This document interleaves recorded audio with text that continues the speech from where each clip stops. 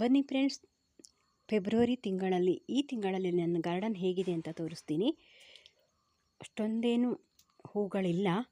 ಈ ನೀರ್ಸೋಣೆ ಗಿಡ ಎಲ್ಲ ಹೂ ಸ್ವಲ್ಪ ಕಡಿಮೆ ಆಗಿದೆ. ಈಗ ಹೂವು ಇವೆಲ್ಲ ಸ್ವಲ್ಪ ಹೊಸ ಗಿಡಗಳಲ್ಲಿ ಒಂದಷ್ಟು ಹೂವಿದೆ ನೋಡಿ. ಪೆಂಟಾಸ್ ಎಲ್ಲ ಇದಕ್ಕೆ ಬಿಸಿಲು ಬೇಕು, ಹಾಗಾಗಿ ಅಷ್ಟೊಂದು ಚೆನ್ನಾಗಿ ಹೂವು ಆಗ್ತಾ ಇಲ್ಲ. ಇಲ್ಲಿ ಬಿಸಿಲು ಬರ್ತಾ ಇಲ್ಲ. ಫ್ರೆಂಡ್ಸ್, ನೀವು ನನ್ನ ಚಾನಲ್ಗೆ ಹೊಸಬರಾದರೆ ಸಬ್ಸ್ಕ್ರೈಬ್ ಮಾಡ್ಕೊಳ್ಳಿ. ಹಾಗೆ ಪಕ್ಕದಲ್ಲಿರೋ ಬೆಲ್ಲೈಕನ್ ಕ್ಲಿಕ್ ಮಾಡಿ ಆಲ್ ಅಂತ ಸೆಲೆಕ್ಟ್ ಮಾಡಿಕೊಂಡ್ರೆ ನಾನು ಹಾಕುವ ಎಲ್ಲ ವಿಡಿಯೋದ ನೋಟಿಫಿಕೇಷನ್ ನಿಮಗೆ ಬರುತ್ತೆ. ಹಾಗೆ ಎಲ್ಲ ವೀಡಿಯೋಸನ್ನು ನೀವು ನೋಡ್ಬೋದು. ಬನ್ನಿ, ಸ್ವಲ್ಪ ಫಾಸ್ಟಲ್ಲಿ ತೋರಿಸ್ತೀನಿ, ಇಲ್ಲಾಂದರೆ ಲೆಂತಿ ಆಗಿಬಿಡತ್ತೆ. ಆಲ್ರೆಡಿ ನಾನು ಪ್ರತಿ ತಿಂಗಳ ನಾನು ಇದೇ ರೀತಿ ಗಾರ್ಡನ್ನ ತೋರಿಸ್ತಾ ಇರ್ತೀನಲ್ಲ, ಹಾಗಾಗಿ ಈ ತಿಂಗಳಲ್ಲಿ ಹೇಗಿದೆ ಅಂತ ನೋಡ್ತಾ ಹೋಗಿ. ನೋಡಿ, ಕೊಲೆಂಚೋ ಎಲ್ಲ ಹೂವಾಗಿ ಮುಗಿತಾ ಇದೆ. ನೀವು ಆ ಗಿಡನ ಮತ್ತೆ ಹೂವಾಗಿ ಮುಗಿದಿರೋದನ್ನು ಕಟ್ ಮಾಡಬೇಡಿ. ಯಾಕೆಂದರೆ ಕೆಲವೊಬ್ರು ಏನು ಮಾಡ್ತಾರೆ ಅಂದರೆ ಇಲ್ಲಿಗೆ ಕಟ್ ಮಾಡಿಬಿಡ್ತಾರೆ. ಹಾಗೆ ಕಟ್ ಮಾಡಿದರೆ ಹೂವಾಗಲ್ಲ.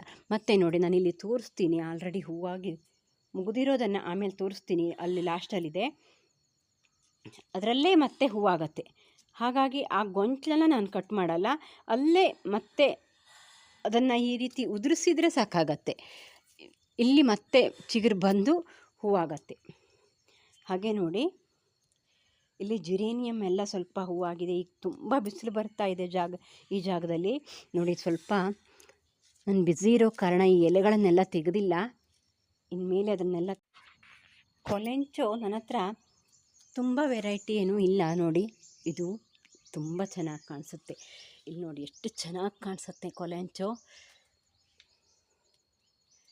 ಒಂದು 8 ವೆರೈಟಿ ಇದೆ ನೋಡಿ. ಪಿಂಕಲ್ಲೇ ಸ್ವಲ್ಪ ಡಬಲ್ ಶೇಡು, ಇದು ನೋಡಿ ಸಿಂಗಲ್ ಶೇಡು, ಸ್ವಲ್ಪ ಡಿಫ್ರೆನ್ಸ್ ಇರುತ್ತೆ ನೋಡಿ. ಇದು ಎಲ್ಲೋ ಕೊಲೆಂಚೋ ಪ್ಲ್ಯಾಂಟು ತುಂಬ ಚೆನ್ನಾಗಿ ಹೂವಾಗತ್ತೆ ನೋಡಿ. ಇದು ಡಿಸೆಂಬರಿಂದ ಹೂವಾಗೋಕ್ಕೆ ಶುರುವಾದರೆ ಆಮೇಲೆ ಮೇ ಎಂಡ್ವರೆಗೂ ಅದೇ ರೀತಿ ಒಂದು ಸಾರಿ ಹೂವಾಗಿ ಮತ್ತೆ ಮುಗಿದು ಮತ್ತೆ ಹೂವಾಗತ್ತೆ ನೋಡಿ. ಇನ್ಮೇಲೆ ಈ ನಿತ್ಯ ಪುಷ್ಪ ತುಂಬ ಚೆನ್ನಾಗಿ ಹೂವಾಗತ್ತೆ.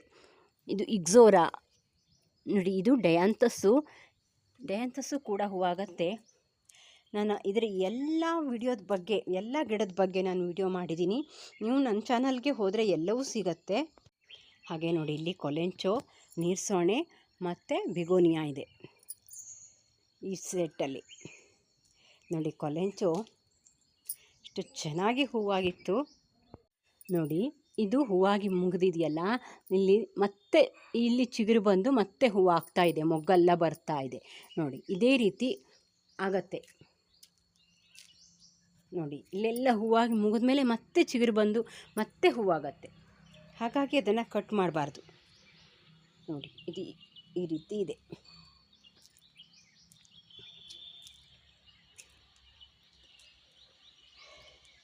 ನಾನು ಒಂದಷ್ಟು ನೀರ್ಸೋಣೆ ಗಿಡಗಳನ್ನೇ ಹೆಚ್ಚಾಗಿ ಮಾಡ್ಕೊಂಡಿರ್ತೀನಿ. ಮತ್ತು ಪಿಟೋನಿಯಾ ಇದೆ ನೋಡಿ. ಪಿಟೋನಿಯಾ ನೋಡಿ, ಒಂದೇ ಕವರ್ ಒಳಗಡೆ 3 ಚೀಲದಲ್ಲಿ ಹಾಕ್ಕೊಂಡಿದ್ದೆ. 3 ಕಲರ್ಸು, ವೈಟು ಮತ್ತು ನೋಡಿ ಬ್ಲೂ ಮತ್ತು ಇದೊಂದು ಕಲರ್, 3 ಕಲರ್ ಇದೆ. ಇಲ್ಲೆಲ್ಲ ನೀರ್ಸೋಣೆ ಗಿಡಗಳನ್ನು ನಾವು ಬೇಸಿಗೆಯಲ್ಲಿ ಕಟಿಂಗನ್ನು ಹಾಕೋಕೆ ಬರಲ್ಲ. ಹಾಗಾಗಿ ಇದೇ ಟೈಮಲ್ಲಿ ನೀವು ಕಟಿಂಗ್ ಹಾಕಿ ಒಂದಷ್ಟು ಗಿಡಗಳನ್ನು ಮಾಡಿಕೊಂಡ್ರೆ ಬೇಸಿಗೆಯಲ್ಲಿ ಅದನ್ನು ಇಟ್ಕೋಬೋದು. ಇಲ್ಲ ಅಂದರೆ ಬೇಸಿಗೆಯಲ್ಲಿ ಹಳೆ ಗಿಡ ಆದರೆ ನೀರ್ಸೋಣೆ ಗಿಡಗಳು ಉಳಿಯಲ್ಲ, ಹಾಳಾಗಿಬಿಡತ್ತೆ. ಹಾಗಾಗಿ ಈಗ ನಾವು ನೆರಳಲ್ಲಿಟ್ಟು ಅದನ್ನು ಕಟಿಂಗನ್ನು ಹಾಕಿ ಇಟ್ಕೋಬೇಕಾಗತ್ತೆ. ಒಂದಷ್ಟು ಗಿಡಗಳನ್ನು ಮಾಡ್ತಾನೇ ಇರಬೇಕಾಗತ್ತೆ.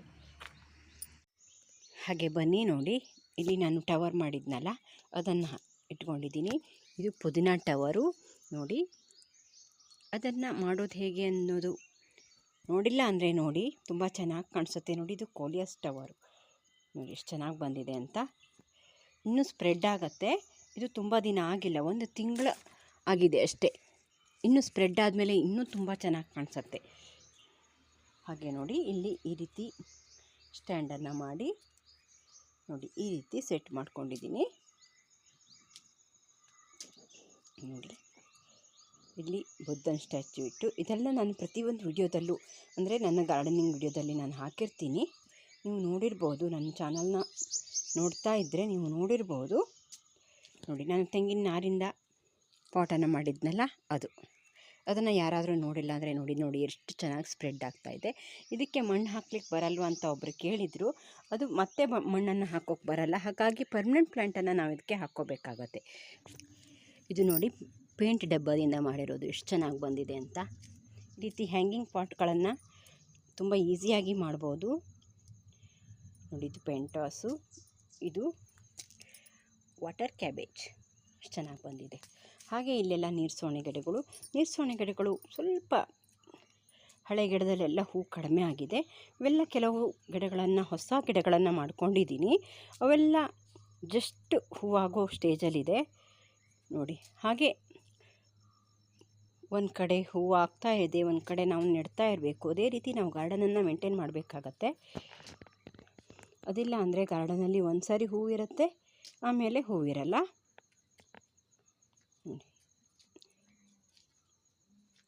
ನೀರ್ಸೋಣೆ ಗಿಡಗಳು ತುಂಬ ಇಲ್ಲ, ಆದರೂ ಇರೋ ಕಲರ್ಸೇ ತುಂಬ ಗಿಡಗಳನ್ನು ಮಾಡ್ಕೊಂಡಿದ್ದೀನಿ. ಹಾಗೆ ನೋಡಿ ನಾನಿಲ್ಲಿ ದಾಸವಾಳನ ರಿಪೋರ್ಟಿಂಗ್ ಮಾಡಿದ್ನಲ್ಲ, ಹಾಗೆ ಪ್ರೂನಿಂಗ್ ಕೂಡ ಮಾಡಿದ್ದೆ.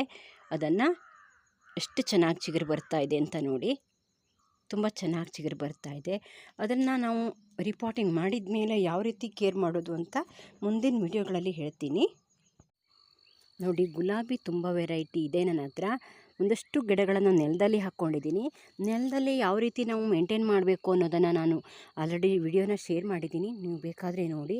ತುಂಬ ಚೆನ್ನಾಗಿ ಬರುತ್ತೆ ನೆಲದಲ್ಲಿರೋ ಗಿಡಗಳು ನೋಡಿ ಎಷ್ಟು ಚೆನ್ನಾಗಿ ಬಂದಿದೆ ಅಂತ. ಇದು ಕೂಡ ತುಂಬ ಚೆನ್ನಾಗಿ ಹೂವಾಗುತ್ತೆ.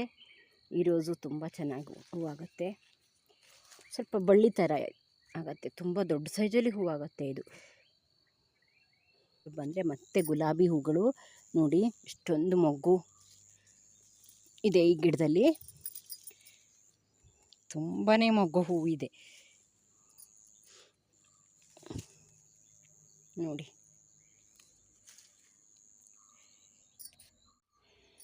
ಹಾಗೆ ಈ ಗಿಡನೂ ಅಷ್ಟೇ, ಒಂದು ಸಾರಿ ಹೂವಾಗಿತ್ತಲ್ಲ, ತುಂಬಾ ಹೂವಾಗಿತ್ತು ಹಿಂದಿನ ತಿಂಗಳಲ್ಲಿ ನೋಡಿ. ಈ ತಿಂಗಳ ಮತ್ತೆ ನಾನು ಅದನ್ನೆಲ್ಲ ಕಟಿಂಗ್ ಮಾಡಿ ಕೊಟ್ಟಿದ್ದೆ, ಎಷ್ಟು ಚೆನ್ನಾಗಿ ಚಿಗುರು ಬರ್ತಾ ಇದೆ ಅಂತ ನೋಡಿ. ಇದು ಕೂಡ ಅಷ್ಟೇ ಎಷ್ಟು ಚೆನ್ನಾಗಿ ಚಿಗುರು ಬಂದಿದೆ ಅಂತ ನೋಡಿ. ಈ ರೀತಿ ಚಿಗುರು ಬರಲಿಕ್ಕೆ ನಾವು ಅದಕ್ಕೆ ಏನೇನು ಫರ್ಟಿಲೈಸರ್ನ ಹಾಕಿದ್ದೀನಿ ಅನ್ನೋದನ್ನು ಮತ್ತೆ ಮುಂದಿನ ವಿಡಿಯೋಗಳಲ್ಲಿ ಹೇಳ್ತೀನಿ ನೋಡಿ. ಎಷ್ಟು ದಪ್ಪನಾಗಿ ಚಿಗುರು ಬಂದಿದೆ. ಇದು ಅಷ್ಟೇ ತುಂಬ ಚೆನ್ನಾಗಿ ಹೂವಾಗಿದೆ. ಹಾಗೆ ನೋಡಿ ಇಲ್ಲಿ ಇದನ್ನು ನಾನು ಪ್ರೂನಿಂಗ್ ಮಾಡಿ ಗೊಬ್ಬರಗಳನ್ನು ಹಾಕ್ಕೊಟ್ಟ ಮೇಲೆ ಎಷ್ಟು ಚೆನ್ನಾಗಿ ಹೂವಾಗಿದೆ ಅಂತ ನೋಡಿ. ದೊಡ್ಡ ಸೈಜಲ್ಲಿ ಹೂವು ಆಗ್ತಾಯಿದೆ. ಈ ಗುಲಾಬಿನೂ ಅಷ್ಟೇ ದೊಡ್ಡ ಸೈಜಲ್ಲಿ ಹೂವಾಗಿದೆ ನೋಡಿ. ಎಷ್ಟೊಂದು ಒಂದೊಂದು ಗಿಡದಲ್ಲಿ ಒಂದು 6-8 ಹೂವಿದೆ, ಅಂದರೆ ಸಣ್ಣ ಗಿಡದಲ್ಲಿ. ದೊಡ್ಡ ಗಿಡದಲ್ಲಿ 25-30 ಹೂವಿದೆ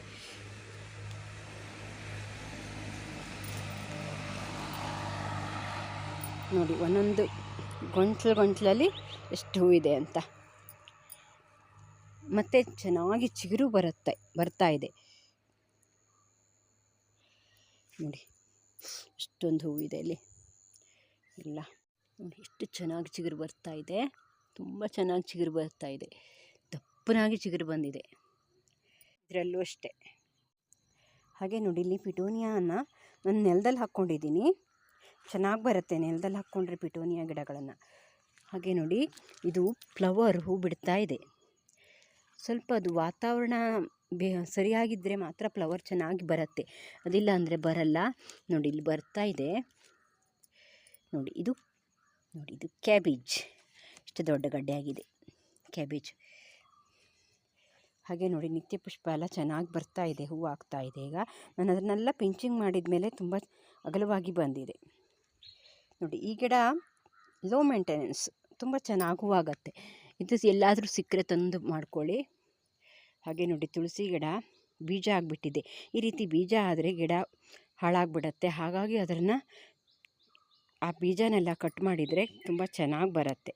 ತೋರಿಸಿದ್ನಲ್ಲ ನೋಡಿ, ಚಿಗುರು ಬರ್ತಾ ಇದೆ. ಒಂದು 4-5 ದಿವಸ ಆಗಿದೆ, ಈಗ ಚೆನ್ನಾಗಿ ಚಿಗುರು ಬರ್ತಾ ಇದೆ. ಆದರೆ ಕಟಿಂಗ್ ಮಾಡಿ ತೋರಿಸಿದ್ದೆ, ಅದಕ್ಕೆ ಗೊಬ್ಬರಗಳನ್ನು ಹಾಕಿ. ಹಾಗೆ ನೋಡಿ ಇದೆಲ್ಲ ಬೋಗನ್ವಿಲ್ಲ ಹೂವಾಗಿ ಮುಗಿದಿದೆ, ಮತ್ತೆ ಹೂವಾಗ್ತಾ ಇದೆ. ಇದು ವೈಟು, ಇಲ್ಲೆಲ್ಲ ಪಿಟೋನಿಯಾ ಹೂ ಬರ್ತಾ ಇದೆ. ಚೆಂಡು ಹೂವು ಎಲ್ಲ ಹೂ ಕಡಿಮೆ ಆಗಿದೆ ಈಗ. ಅದನ್ನೇ ಸೀಡ್ಸನ್ನು ಇಟ್ಕೊಂಡ್ರೆ ನಾವು ಮುಂದಿನ ವರ್ಷಕ್ಕೆ ಸೇವ್ ಮಾಡ್ಕೋಬೋದು. ಹಾಗೆ ನೋಡಿ ದಾಸವಾಳ ಗಿಡ ಎಲ್ಲವ ಇನ್ಮೇಲೆ ತುಂಬ ಚೆನ್ನಾಗಿ ಚಿಗುರುತ್ತೆ. ಮತ್ತು ಕೆಲವೊಂದನ್ನು ನಾನು ಇನ್ನೂ ರಿಪೋರ್ಟಿಂಗ್ ಮಾಡಿಲ್ಲ, ಮಾಡಬೇಕು. ಹಾಗೆ ಇದು ತೆಂಗಿನ ಸಿಪ್ಪೆಯಿಂದ ಮಾಡಿರುವಂಥ ಗಾರ್ಡನು. ಇದನ್ನು ನಾನು ವಿಡಿಯೋ ಹಾಕಿದ್ದೀನಿ, ಬೇಕಾದರೆ ನೋಡಿ, ತುಂಬ ಚೆನ್ನಾಗಿ ಕಾಣಿಸುತ್ತೆ. ಹಾಗೆ ಈ ಕಡೆಗೆ ಬಂದರೆ ಮತ್ತೆ ಪಾಟಲ್ಲಿರೋವಂಥ ಗುಲಾಬಿ ಗಿಡಗಳು ಮತ್ತು ಕೋಲಿಯಾಸ್, ನೆಲದಲ್ಲಿ ಕೋಲಿಯಾಸ್ ಹಾಕ್ಕೊಂಡಿದ್ದೀನಿ ನೋಡಿ. ಗುಲಾಬಿ ಇಷ್ಟು ದೊಡ್ಡ ದೊಡ್ಡ ಸೈಜಲ್ಲಿ ಹೂವಾಗಿದೆ ಅಂತ.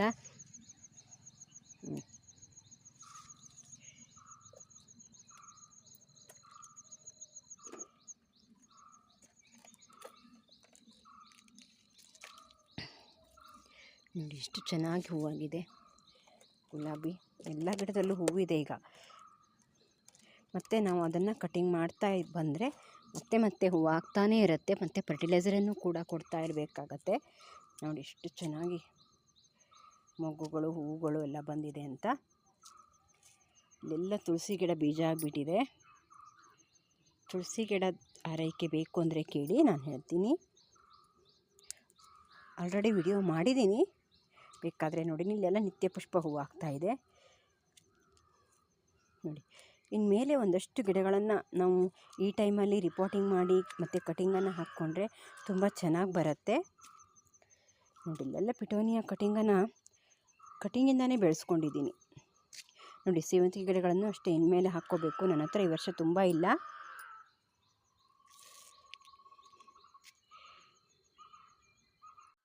ಈ ವಿಡಿಯೋನ ಪೂರ್ತಿಯಾಗಿ ನೋಡಿದ್ದಕ್ಕೆ ಧನ್ಯವಾದ friends. Thank you for watching. Bye.